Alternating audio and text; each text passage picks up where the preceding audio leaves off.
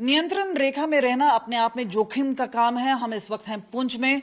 यहाँ पे सबसे ज्यादा कैजुअलिटी हुई है, 10 लोग मारे गए हैं, 33 से ज्यादा लोग घायल हैं इस वक्त। और हम इस वक्त हैं अस्पताल में, उस समय जहां पे कभी भी शेलिंग हो सकती है।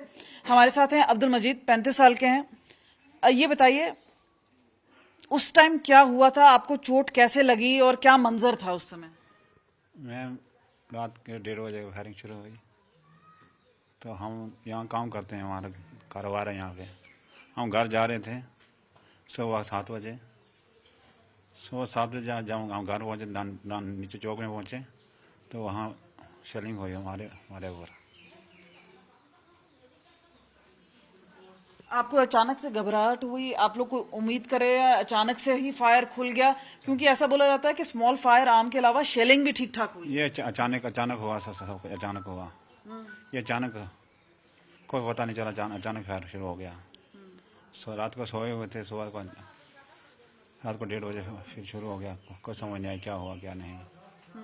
हम घर जा रहे थे, रास्ते में कभी ऐसा लगा, कुछ मन में आया कि बचे नहीं बचेंगे? क्योंकि कहते हैं 100 से ज्यादा गोले गिरे हैं। कोई उम्मीद नहीं थी हमें। ये जब हम गिरे नीचे हमें कोई उम्मीद नहीं थी हम बचेंगे। जब थिएटर में आया, डॉक्टरों का शुक्रिया, उन्हें 1.5 मिनट की तो बचाव हो गया। पर अब जबकि आप अस्पताल में हैं तो आपको नहीं लगता कि यहाँ पे भी कभी भी शेलिंग हो सकती है? हो सकती है, इसमें कोई शक नहीं हो सकती है। जान पे जोखिम करके। और आपको बता दें यहाँ पे जितने चाहे वार्ड में काम करने वाले हों, चाहे डॉक्टर्स हों, आप देख सकते हैं कि कितने सारे पेशेंट हैं, मरीज हैं ये। और आपको बता दें जो कैजुअलिटी होता है इस तरह से, और जो बच्चे होते हैं, आप देखिए रुखसाना है, 12 साल की हैं, शायद उन्हें पता भी नहीं कि ये भारत पाकिस्तान के बीच में जिस तरह से चल रहा है टेंशन क्या है, लेकिन उसका खामियाजा बच्चों को भी भुगतना पड़ रहा है। उनके बड़े भाई हैं, लियाकत हमारे साथ हैं। लियाकत जी, क्या हुआ था, कैसे चोट लगी आपकी बहन को? सर आपका शुक्रिया, आप इधर आए। चोट 1:30 बजे रात से लेके सुबह 11-12 बजे तक फायरिंग चली। सुबह 8 बजे हम घर में थे, पूरा परिवार अंदर था। मकान के छत के ऊपर गोला गिरा, छत के ऊपर नीचे थे ये, नीचे आ गए बच्चे। दूसरों को भी चोट लगी लेकिन वो बच के, इसके ज्यादा चोट आ गई।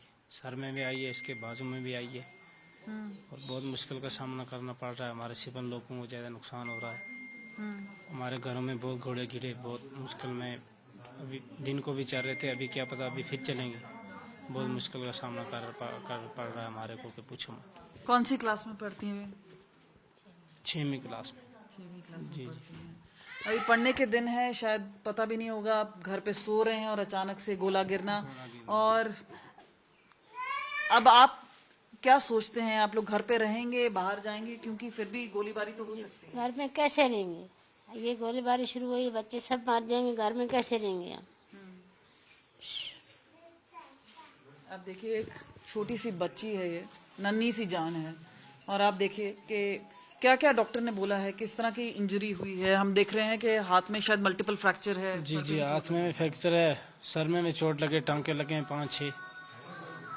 जी सर, बहुत मुश्किल का सामना कर रही है बच्ची बेचारी। अभी छोटी सी मासूम सी बच्ची है, इसको लग गई है तो बहुत दिक्कत में हम। तो आप क्या सोच रहे हैं कि अभी बच्चे को लेके रिजौरी में जाएंगे, कहीं और जाएंगे, कि घर जाएंगे क्या? क्योंकि डॉक्टर हैं, अस्पताल तो चल रहा है, लेकिन शेलिंग तो कहीं भी हो सकती है। कहीं पे हो सकती है, कहाँ जाएंगे? कहीं जाने के लिए नहीं है, ना घर में जा सकते हैं, ना रिजौरी में अगर जाएंगे तो शेलिंग हो जाएगी, तो फिर कहाँ जाएंगे?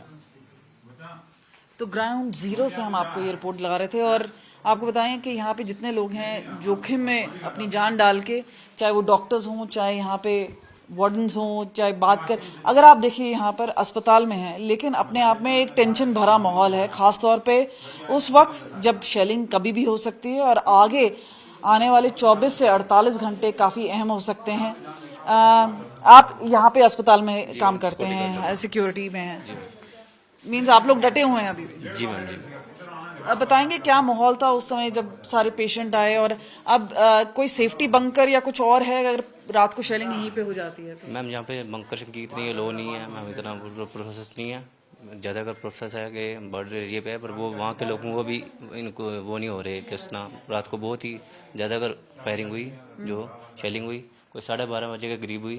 तो वो दिन के 12:30 बजे तक चलती रही। उसके बाद थोड़ी अभी बंद हुई, तो उसी में बंदों कोई 14-15 बंदों 16 बंदों की डेथ हो गई है, आसपास मौत हो गई है। देखिए, आपको अगर हम ऑफिशियल आंकड़े बताएं तो 10 लोगों की मौत हुई है, उसके बाद 33 लोग करीब घायल बताए जाते हैं।